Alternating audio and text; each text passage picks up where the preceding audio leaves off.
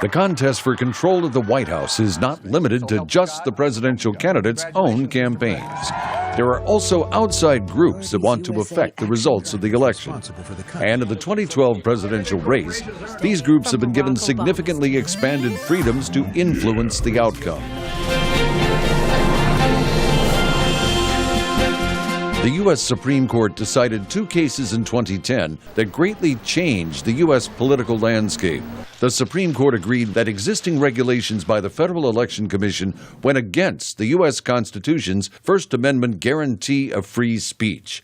But the court's decisions opened up more than just free speech, as FEC Chairwoman CYNTHIA BAUERLY explains. It struck down specifically a prohibition on corporations being able to spend independently, make electioneering communications or independent expenditures on behalf of a candidate. The Supreme Court rulings help create powerful outside political action committees, or super PACs, as noted by Politico newspaper's David Levinthal. Corporations, unions, and other special interests could spend as much money as they ever could want to give to new types of political organizations that in turn could themselves spend and raise unlimited sums of money in order to influence the political process. As of April this year, Republican presidential candidate Mitt Romney's campaign committee reported contributions topping $86 million.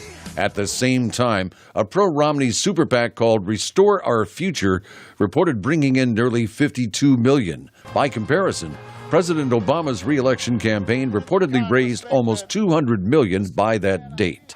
Federal regulations say these PACs cannot coordinate their operations with candidates' campaigns. But one political consultant who works with Democrats, Peter Fenn, says the reality is different. Most of these so-called independent groups are not independent at all. They may not be working in direct orders from the candidate or the party, but they know what the issues are. They are part and parcel of the campaign. While some decry the Supreme Court's decisions and the rise of these super PACs, others say both parties and these political committees have equal opportunities to raise money. And they say voters won't be swayed by these outside groups. Roll call, newspaper reporter David Drucker. At the end of the day, they're going to look at a political ad, and they're primarily going to judge the ad by its contents, not by who's pushing it or by the rules that created the playing field for the ad to exist in the first place. Some observers say that by the November election, these outside PACs may well raise and spend more money than the candidates' own campaign committees. Jeffrey Young, VOA News.